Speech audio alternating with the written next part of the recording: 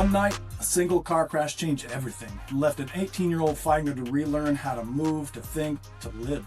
What happens after the hospital, when the dust settles, and when the real work of brain injury recovery begins? I'm Kiley Como, legal nurse consultant here with Shane Smith Law, and this is Mind Matters, Navigating Head Injuries and Concussions, where we talk about traumatic brain injury from every angle. Survivors, clinicians, legal teams, and families. Today I'm joined by Chris Dittrich, author of Keep Moving Forward, a memoir about life after a severe TBI, from impact to advocacy, and his mission to inspire. We're going to walk through his story and the mindset that kept him moving forward when the odds were stacked against him. Chris, it's great to have you on the show today. Perfect. Thank you for the kind introduction. I'm happy to be here. Chris, for our listeners who are just now meeting you, let's start by letting you introduce yourself, kind of share a snapshot of maybe who you were before your injury. Perfect. Okay, my name again is Chris Dittrich. I from West Windsor, New Jersey. It's a small town in New Jersey. And I was in my car accident. My kind of journey begins March 3rd, 2008. It was actually, I apologize, it was the morning or lunchtime. I was going to lunch, trying to rush out. We were allowed to drive our cars as seniors and big shot seniors in high school. And I was trying to beat my friends to Taco Bell for lunch. And the one race that I certainly did not win, for sure. My car flipped out of control. I was speeding, of course.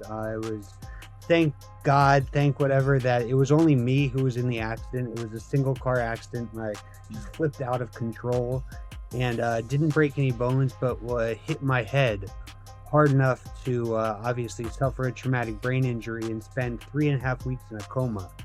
Wow. And I went from a coma to graduating to a vegetative state, which was not any better than the coma.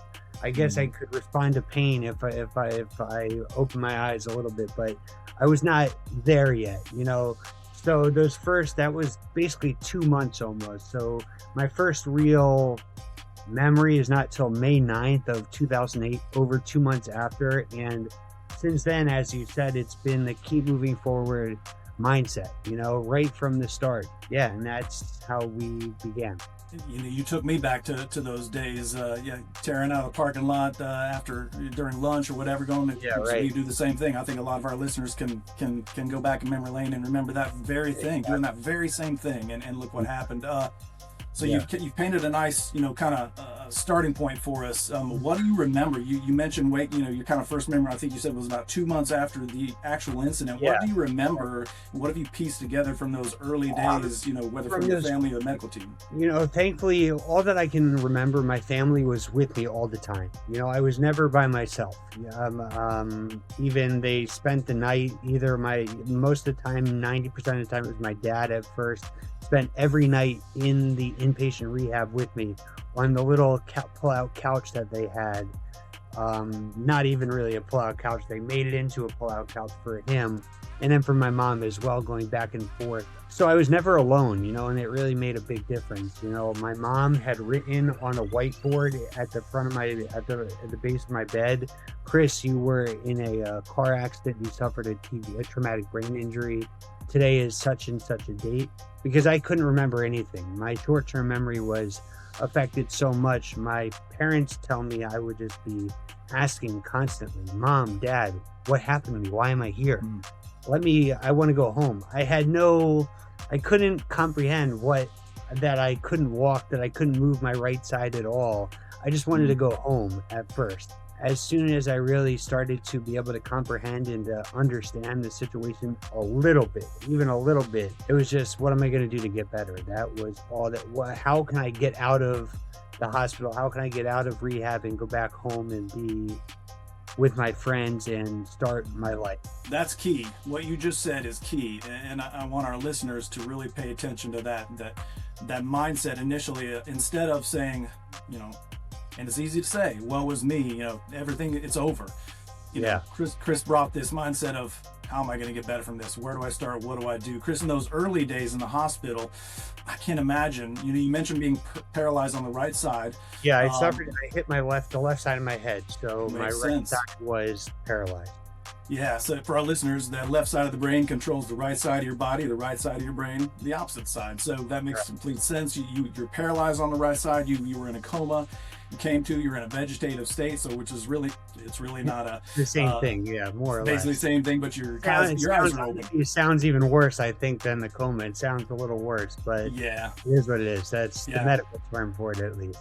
Yeah, powerless. No real faculty. You're at the mercy and will of others. I mean, you're dependent on others to take care of your every single need. What did those days look like as you started to put that thought? How am I going to get better in terms of rehab? What did that feel like for you physically and emotionally? It was structured, and that's what helped me to start improving right away. It was in the morning. Again, I'm not 100% sure. I think in the morning.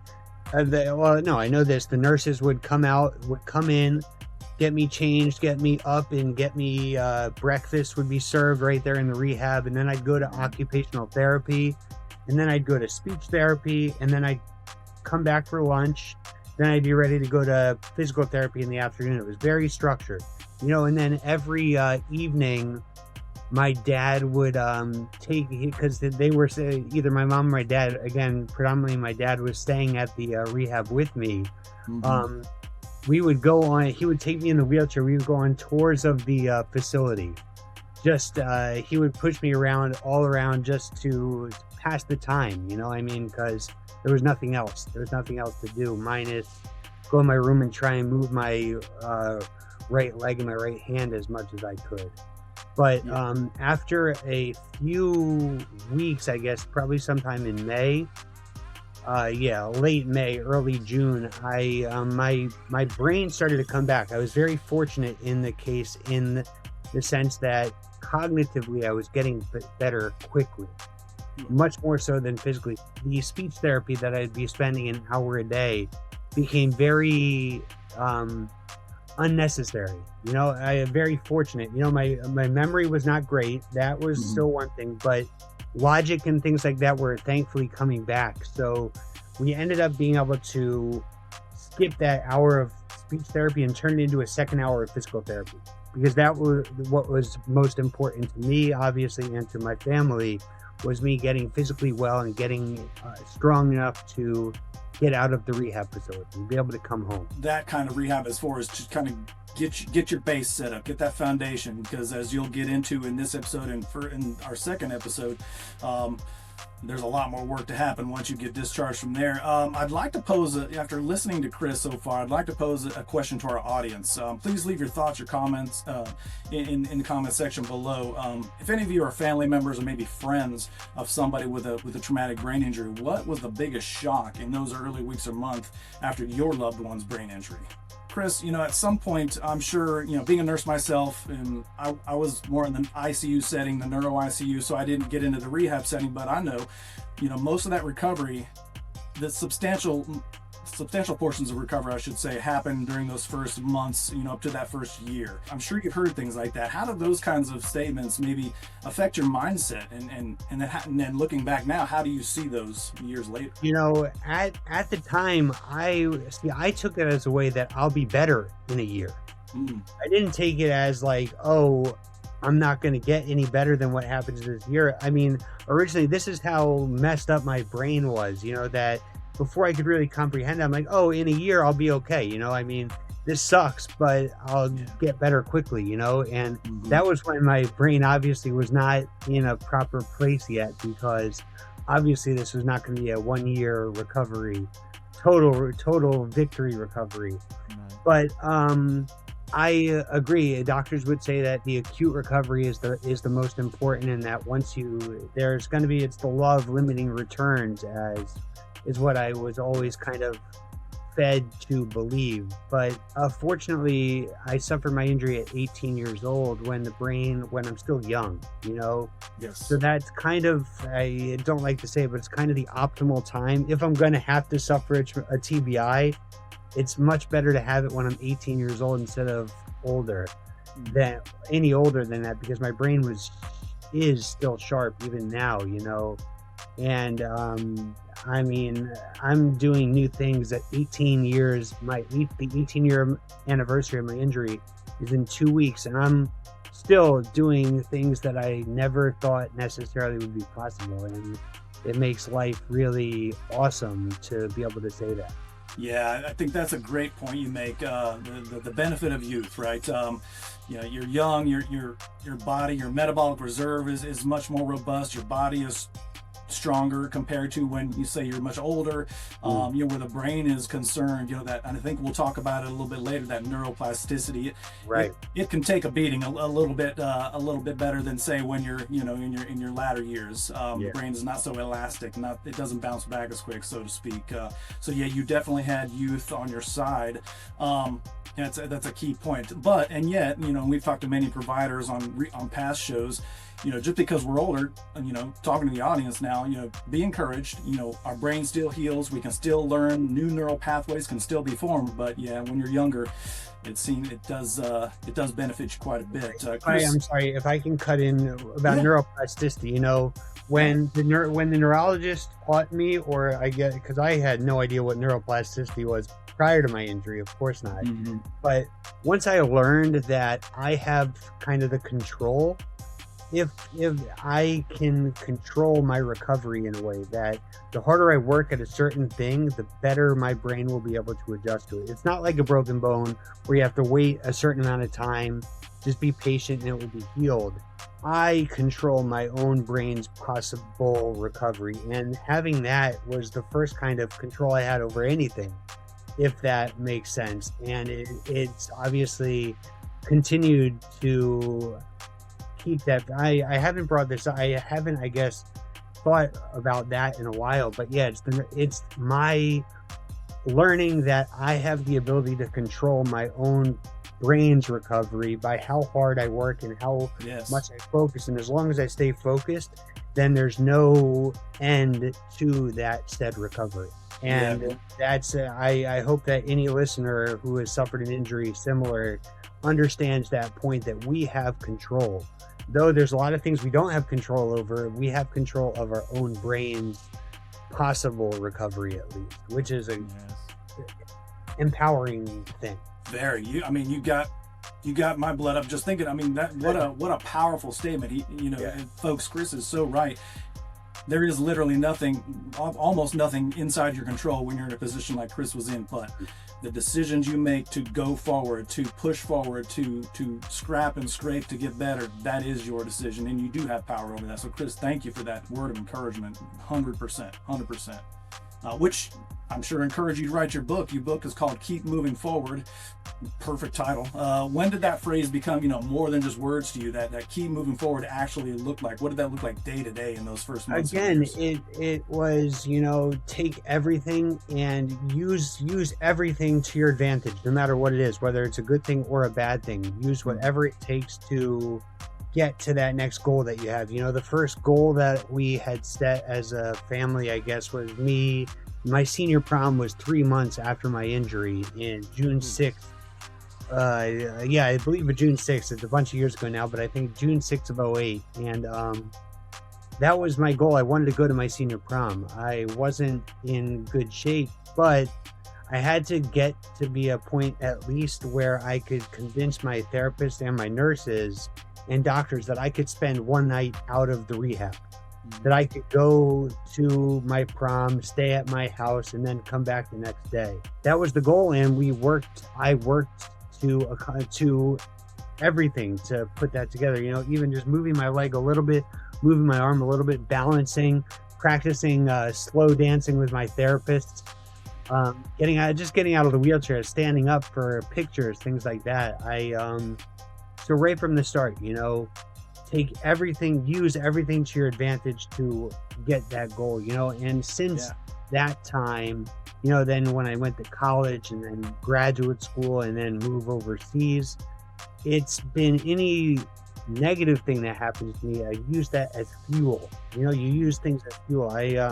If I had tried to go out with a girl, for example, and she saw me as too different or too injured, disabled still.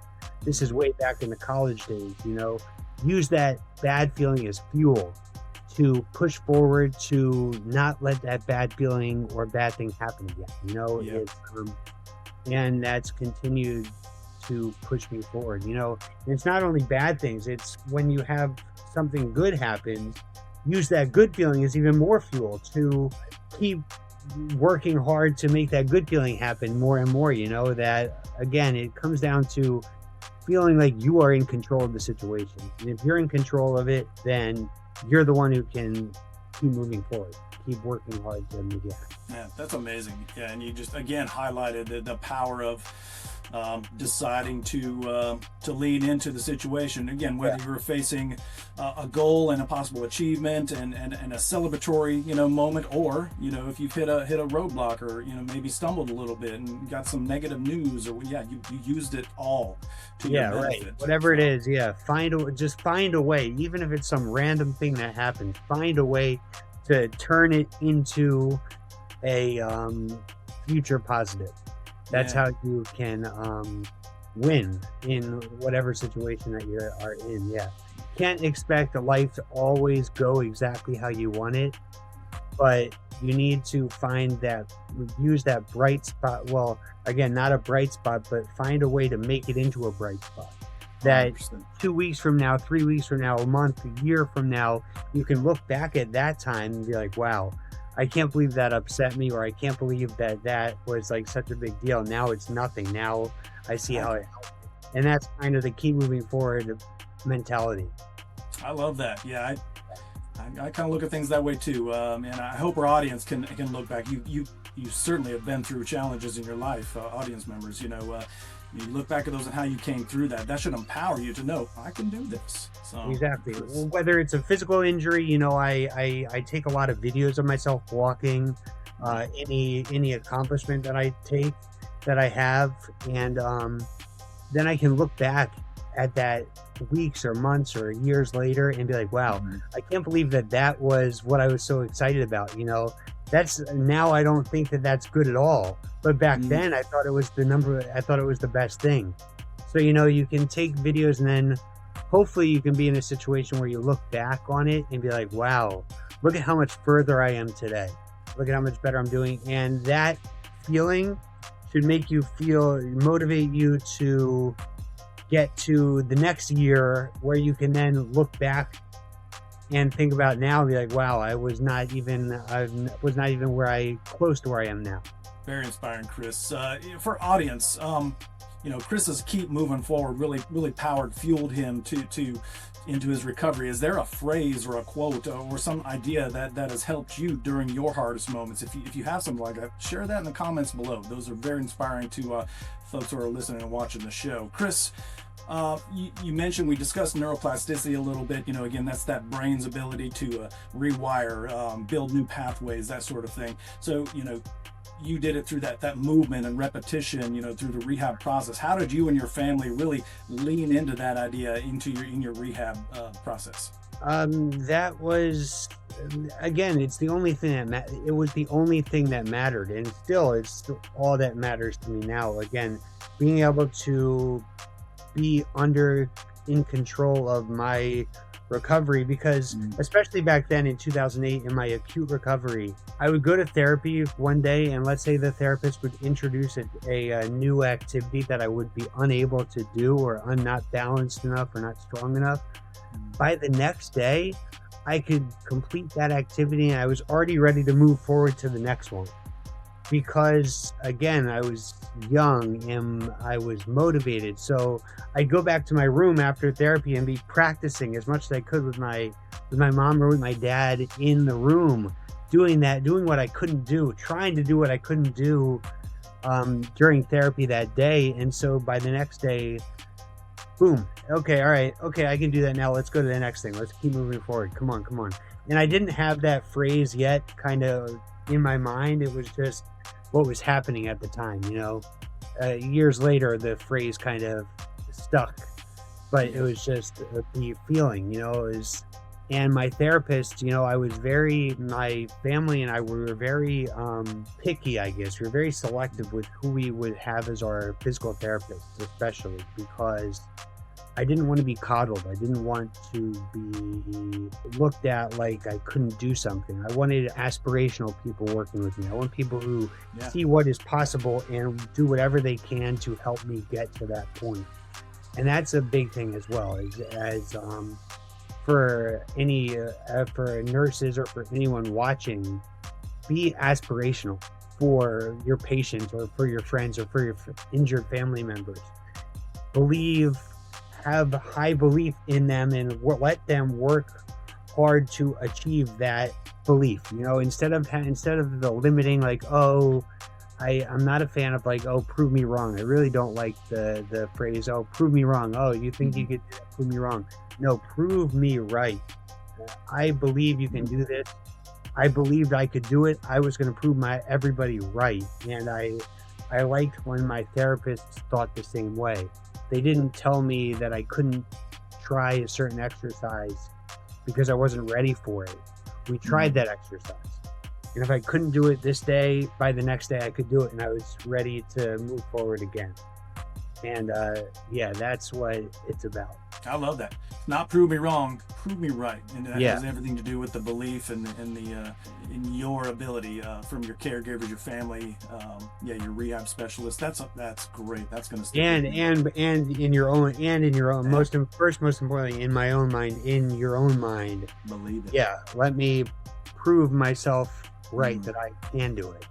Absolutely. Not what I can't do, but what I can do, what's possible to do. Yeah, you just haven't done it yet. That's great. I love it. Chris, what were some of the hardest, let's call them invisible challenges that you faced that people might not have seen from the outside, right? We're talking, we see it so often, here with our own clients at Shane Smith Law, people that have TBIs, fatigue, emotional, challenges, frustration, emotional ability, identity changes, really, just feeling different, from everybody else. How did you face those things? Well, yeah, certainly, especially when I was living in the rehab, thankfully I was never really by myself, but at nighttime, just in your mind, you get stuck thinking about my friends who were enjoying their second semester of senior year, getting ready to go off to college and things like that, when I was just going home. I was fighting just to be able to go home when they were all getting ready to go off to school. I was supposed to go to the University of Miami, and here I am stuck in New Jersey, laying in this hospital bed, thinking about everything that I'm missing out on, that fear of missing out kind of thing. Not fear of it, I was missing out, not being able to accomplish or not being able to participate in what I originally was planning, that my big plans had to be put on hold and changed, and had to become flexible and adapt, and that was probably one of the more challenging things. Again, I've kind of adopted a feeling where, like, I don't care that much about how people feel about me at this point. If people are like, at a time I was like worried people are going to look down on me when I'm walking around campus in Miami with a significant limp. I couldn't get from place to place necessarily, but eventually that changed to look at how well I'm doing. It became a sense of confidence in myself that you should be looking at me, these people should be looking at me with pride, not with like disdain or with fear or anything. Like, I was in a coma, I was paralyzed, I was stuck in the hospital. I woke up in a hospital bed in little New Jersey, and now look at me now, living the dream. So again, what really changed the mindset is once I really started to have self-belief and self-confidence that nothing else matters. And that's that fear of missing out on whatever I did. It doesn't matter. What I'll do now will be even better than what I could have ever imagined, or what I was ever missing before. I love that. Chris, this has been a fantastic conversation. I'm really looking forward to our next session. If you could share anything with somebody who may be in the early days of their recovery, or maybe somebody who loves somebody who's in the early days of their recovery, what would that be?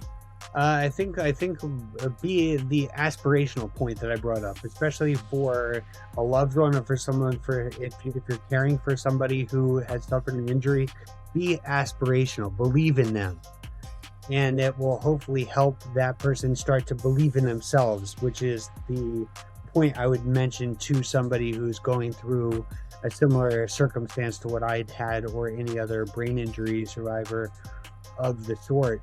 Believe in yourself. You can do amazing things. Your brain can still do incredible things as long as you stay focused, you set goals, accomplish those goals, work hard to accomplish those goals, keep moving forward. And then the goal setting becomes such like a common thing that you set systems up where you're going to do the same thing every day for the last 18 years that I have to keep moving forward. Believe in yourself, and for others, be aspirational. Believe in other people and what they can do to prove you right, rather than what they can do to prove you wrong. I love that. Thank you, Chris. That's all for today's episode of Mind Matters, Navigating Head Injuries and Concussions. Really want to extend a heartfelt thank you to our friend Chris Dittrich for sharing the early chapters of his Keep Moving Forward story. You know, his journey really is, it's a powerful reminder that recovery doesn't, follow some predetermined timeline, and that persistence and support and hope can overpower predictions.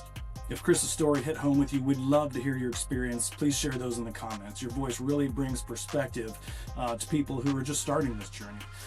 If you would like this episode, subscribe to the show and share it with someone who might need this encouragement today. And remember, if you're in pain, call Shane at 980-999-9999. Please join us next time as we dive into how Chris built a life after TBI through education, travel, working abroad, and his mission to help others keep moving forward. Until next time. In pain, so I call Shane. 980-999-9999. In pain, call Shane.